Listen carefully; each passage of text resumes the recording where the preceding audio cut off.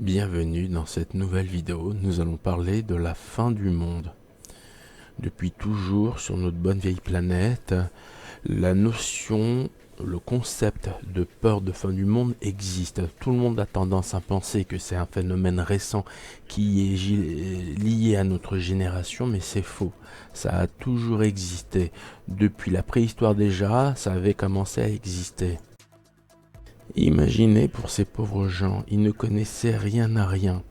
Il y avait toujours des tremblements de terre, des chutes de comètes, des déluges de tempêtes, des situations cataclysmiques tellement importantes qu'ils avaient tout le temps l'impression que c'était déjà la fin du monde et que leur monde allait être détruit puisque leur monde c'était seulement ce qu'il y avait autour d'eux.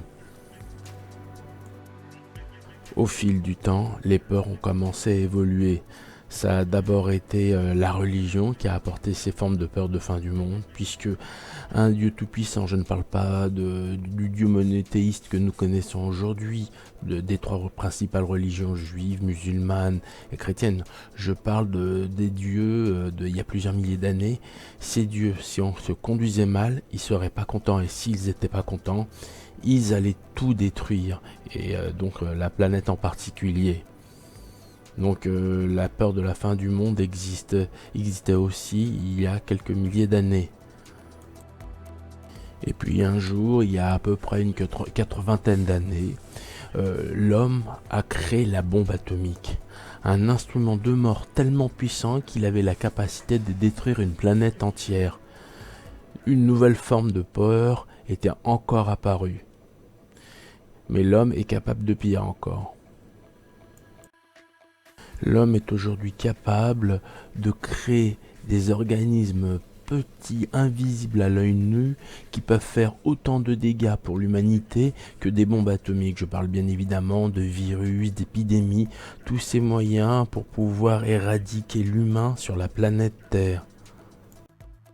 Mais attention, toutes les épidémies n'ont pas été provoquées que par l'homme. Il y a aussi notre bonne vieille planète qui essaye de se venger ou de se défendre et pour cela génère des épidémies incontrôlables dont on ne sait pas soigner le fléau simplement parce qu'on ne sait pas souvent ce que c'est au départ. Un des principaux supports de peur de fin du monde vient des religions.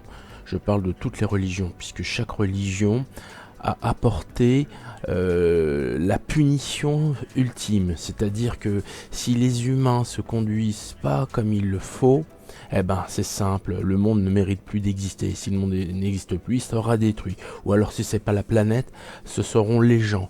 Mais pour chaque religion existe la punition ultime, finale.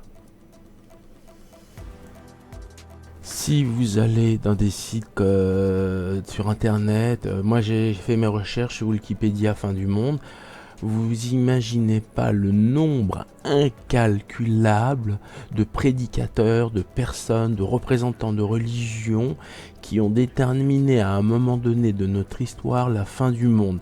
Je parle de toute mouvance, tout courant religieux confondu. Indien, américain, chinois, enfin, ça vient dans toutes les religions. Il y a toujours une référence religieuse, une personne responsable qui dit voilà, à tel moment, c'est la fin du monde. La principale fin du monde que l'on connaît au niveau du monde monothéiste, je parle bien évidemment de la religion musulmane, juive ou chrétienne, vient d'un support qui existe depuis pas si longtemps que ça, puisque c'est en petit nombre, milliers d'années. Ça s'appelle Gog et Magog. La première origine vient d'un prophète du peuple hébreu qui s'appelait Eliezer, et ça décrit la façon dont la fin du monde tel qu'on le connaît va arriver. Si je devais décrire Gog et Magog, je dirais que ce serait une sorte de troisième guerre mondiale, c'est-à-dire vous prenez des grands blocs occidentaux ou orientaux ou d'un autre endroit du monde, mais ce seraient des grandes puissances ou des regroupements de peuples qui s'uniraient les uns contre les autres jusqu'à provoquer une sorte de destruction finale. Mais là, on parlerait pas de destruction atomique, on parlerait d'une sorte de guerre où peu de gens survivraient, et cela signifierait donc Gog et Magog, la fin du monde tel qu'on l'avait connu. Aujourd'hui, la fin du monde est un phénomène de société. De plus en plus, les médias, je pense au cinéma, ont exploité les principes de fin du monde. Le nombre aujourd'hui de films existants sur la fin du monde est incalculable.